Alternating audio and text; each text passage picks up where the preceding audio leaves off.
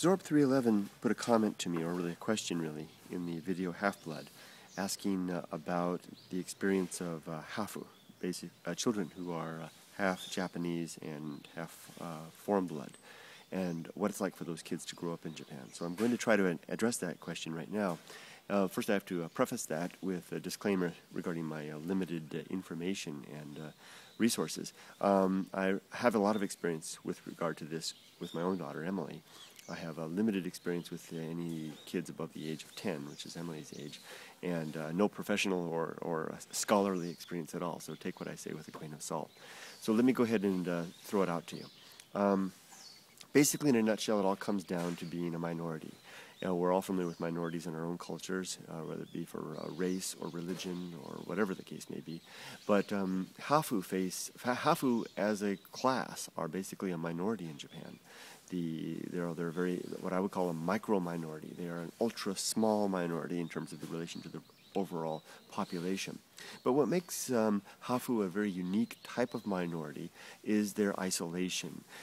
Each hafu is isolated to more of a degree than you can imagine. For example, a minority, say for example a family from Pakistan picks up and moves to the United Kingdom, for example, or Germany or the United States. That family may find themselves in a minority position in the community where they live, but at least they've got one another.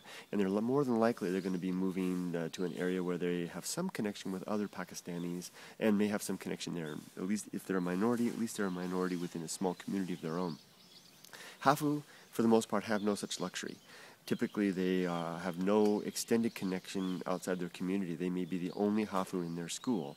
And they, in fact, don't even have the benefit of the network within their family. The only people in their life who may sincerely relate to their situation will be their siblings. Not even their parents can understand, because in most cases their parents are from one nationality or another.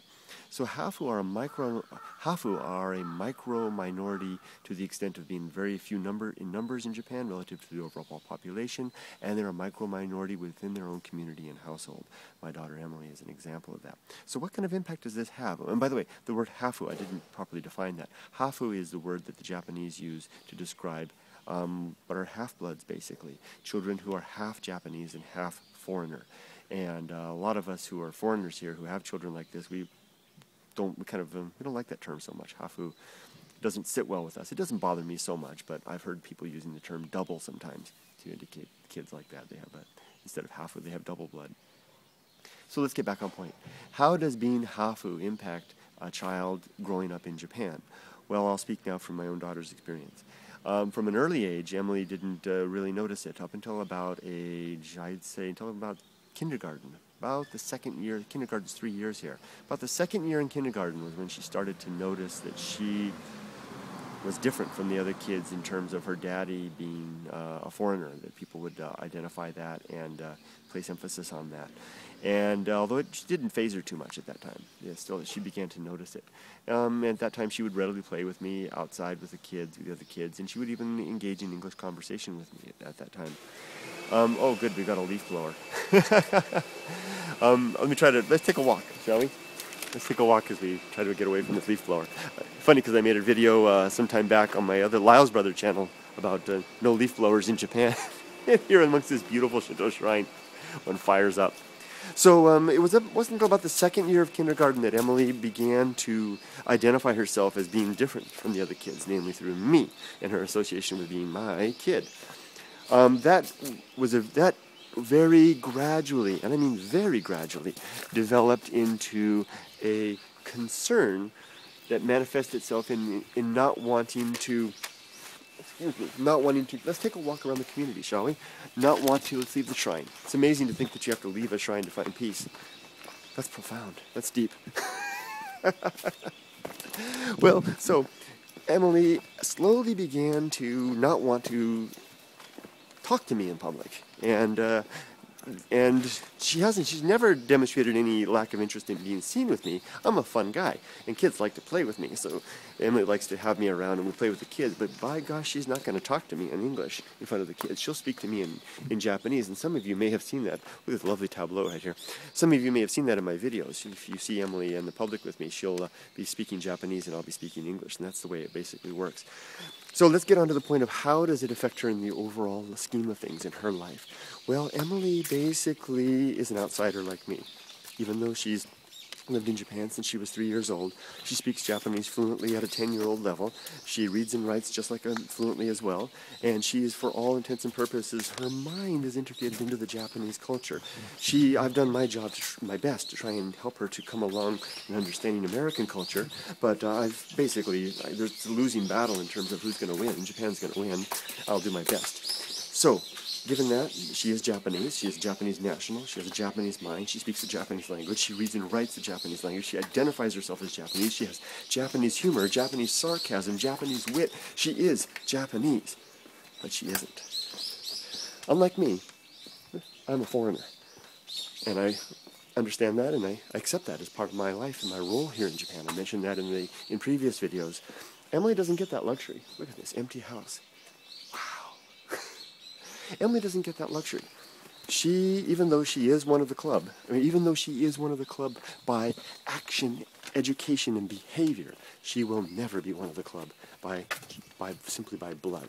She is recognized as an outsider and treated as such. And heaven forbid that, and I'm really careful about this, heaven forbid that any of the kids at her school see her talking English with me, because she's entered a stage now at about 4th grade, and this really started about the 3rd grade that this became an issue. It's become a point now where her friends will tease her, and they will tease her in a very mean way. They will say that she's not Japanese. They will say that she's a foreigner. They will mock her in her speaking of English, and they will prod her and tease her into trying to get her to speak English. And this is very troubling and disturbing to Emily, and it's something that her mother and I, Yumiko and I, are concerned about, and we have been working to address. Take a look at this cool motorcycle, delivery motorcycle, and a fish shop. Isn't that cool? So I'm talking about a very serious issue here, and the fact that I'm showing you side distractions doesn't mean that I don't take this seriously. I certainly do. Just the old part of me can't help but show you the narrow lots and the like. So what do we do? How do we address this in terms of our way of life? Well, the best that we can do is to try and protect her from the stimulus that causes this to happen. For example, mainly being seen in public with me speaking English. That's the main thing that happens. So I try to protect her from that. Will that ever go away? I don't think so. I think she's stuck with that as long as she's here. I think she'll always be an outsider. I think the people the likes of Becky, she's a superstar here in Japan in terms of TV talents.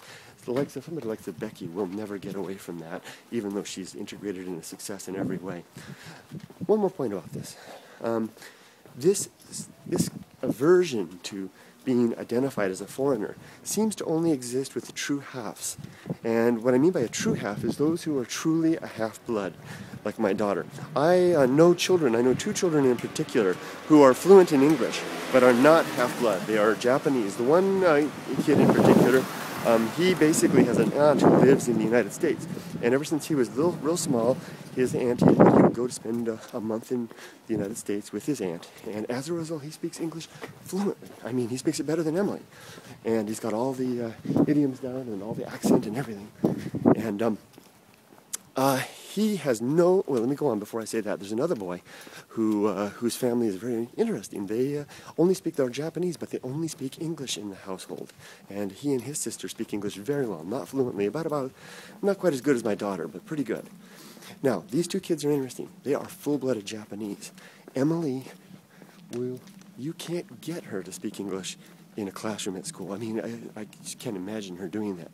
But these children have no fear at all whatsoever. They're proud of it, the fact. They'll flaunt it. They'll show it off. It's because they have nothing to lose. Being full-blooded Japanese, being able to speak English fluently is only a boon. It's only a benefit. It doesn't dissuade or distract from their Japaneseness at all. Whereas Emily, on the other hand, has everything to lose in terms of identification with our culture by demonstrating her ability and her connection with my culture. Well, I'm running out of time. I'm just under the 10-minute mark. I'm going to sign off for now. Thank you for your question about this. It's a very interesting topic. I hope that it's been interesting to some of you. And I'm going to sign off for now because I only have 6 more seconds. 4, 3, 2, bye-bye.